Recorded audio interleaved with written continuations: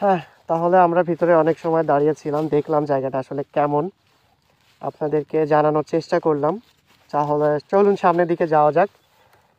সামনে আসলে কি আছে, আমাদের অপেক্ষা করতেছে কি, সেটা আমরা একটু যাই দেখি।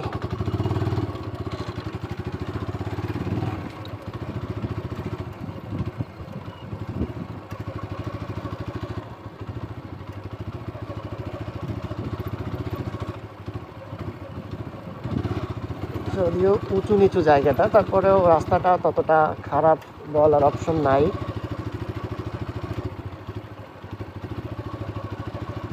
রাস্তাটা ততটা খারাপ বলার অপশন নাই।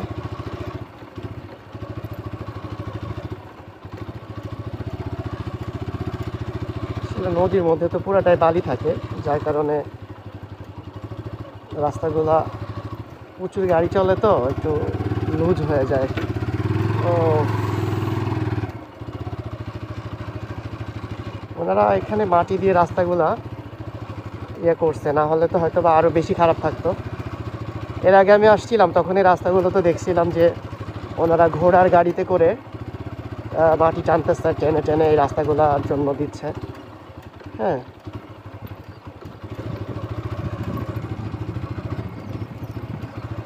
কারণ এর মধ্যে আসলে কোনো যন্ত্রবাহী গাড়ি চলাটা আসলে টাফ বালির মধ্যে। সো ঘোড়ার গাড়ি বেস্ট।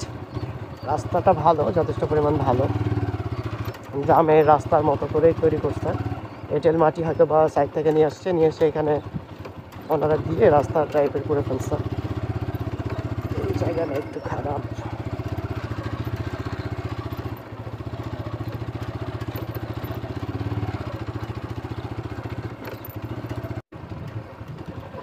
যারা ভিডিওগুলো দেখবেন তারা একটু লাইক কমেন্ট শেয়ার করবেন, কারণ আসলে আমি প্রফেশনাল ব্লগার না। আমি আসলে একটা ভিডিও করছি শখের বসে, এটা আপলোড দিচ্ছি আর কি।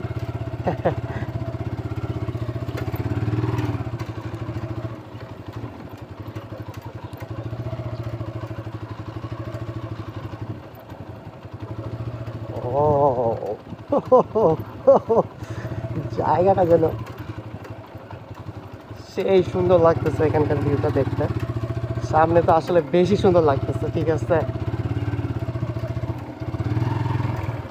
হলিউডের মুভিতে যেমন দেখা যায় না, যে একটা রাস্তা চলে গেছে, সোজা চলে গেছে, একটা দুই পাশে ফরেস্ট আছে, মাঝখান দিয়ে রাস্তা চলে গেছে, শুধু ফাঁকা জায়গা। এখানে অনেকটা এরকম লাগতেছে। যদিও আমাদের বাংলাদেশের সিন তো আর বিদেশের মতো হবে না, তারপরে অনেক সুন্দর জায়গাটা।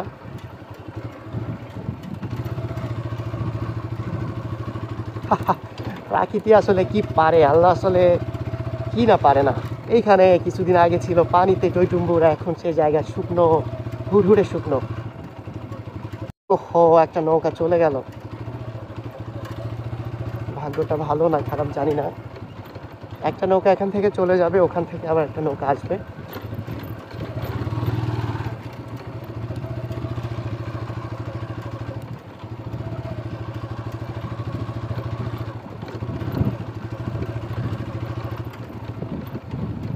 নৌকাটায় উঠতে পারলে হয়তো আমি নিজেও চলে যেতে পারতাম, আর 5টা মিনিট আগে যদি আসতাম। সমস্যা নাই। এই যে এটা একটা ব্যাপার যে নৌকাগুলা আসলে আমাদের অপেক্ষায় থাকে, আমরা আসার সাথে সাথে যদি নৌকা পেয়ে যায় তাহলে আপনাদের পারাপার হইতে একটু সময় কম লাগবে। আর যদি আপনারা একটু বেশি সময় নিয়ে নেন তাহলে দেখবেন যে এই পারাপারি হইতে আপনাদের অনেক বেশি সময় লেগে যাচ্ছে। সো এখানে আসলে পুরোটাই ভাগ্য, আপনি চাইলেও তো আর জানতে পারতেছেন না ওনারা এখন ছেড়ে দিবে কি না। আবার এটাও জানা আপনার পক্ষে পসিবল না যে আসলে নৌকা ওখানে আছে কি না। সো আপনাদের এরকম থিঙ্কিংয়ের উপরই আসতে হবে, অনুমানের উপর। বাইকগুলো আসলে কীভাবে নামে আর কীভাবে উঠে সেটা যদি একটু আপনাদেরকে দেখাই।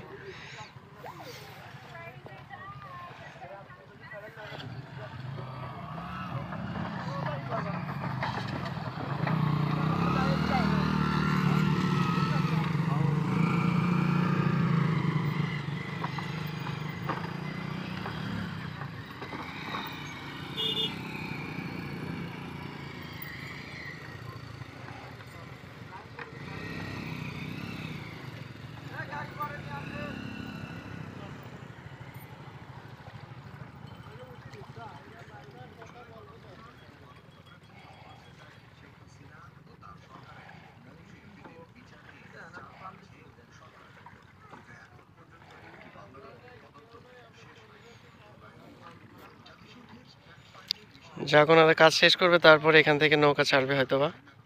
একজন বাইকার ভাইকে উঠতে দিল না, বললো যে আপনি পরে উঠান, হয়তো এটা নামাই দিবে, নতুন করে কাজ করবে। তো আমাদেরকে আসলে ওঠার পারমিশন দিল, যদিও ওনারা জায়গাটা চেঞ্জ করতেছে। এর ভিতর থেকে নামাই তো ঝামেলা। তো চলেন আমরা উঠি। কিভাবে ওঠা যায়, ভাইরা পা দিয়ে ধরে রাখছে।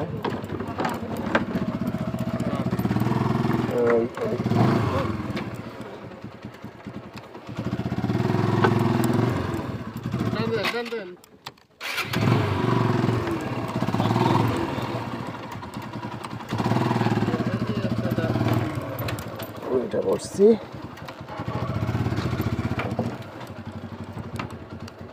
হ্যাঁ, অবশেষে নৌকার উপরে।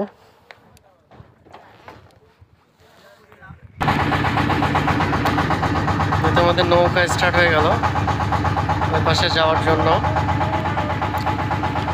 যাইতে কত সময় লাগে যদি একটু আমরা দেখি। 8:56 বাজে।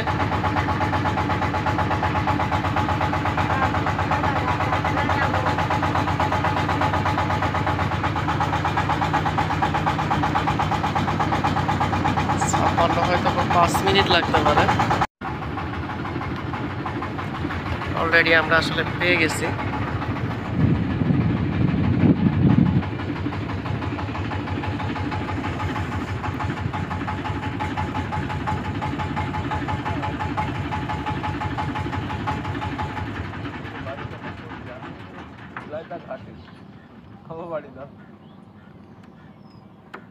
এখন নামতে হবে, আর বেশি কথা বলা যাচ্ছে না।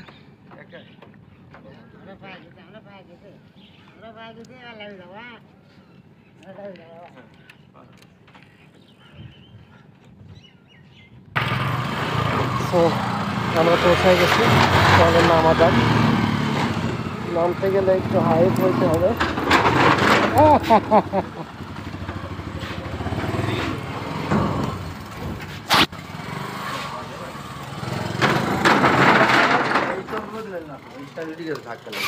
আমি তাই বলি, পায়ে কিছু একটা টাচ লাগছে, তো আমি ভাবতেছি পায়ে লাগছে হালকা। ঠিক আছে, থ্যাংক ইউ ভাই। তো উঠতে যায় একটু পায়ে লাগছে, অনেক খাড়া পাহাড়টা। কয় টাকা নেয় একটু আমরা দেখি এবার।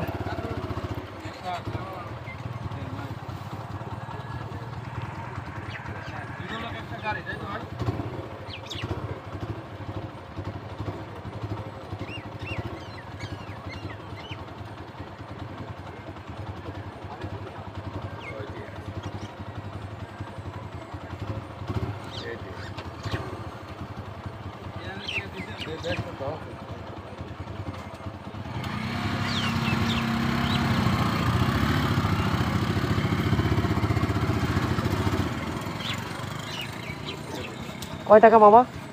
একা গাড়ি আর হচ্ছে একজন মানুষের 80 টাকা।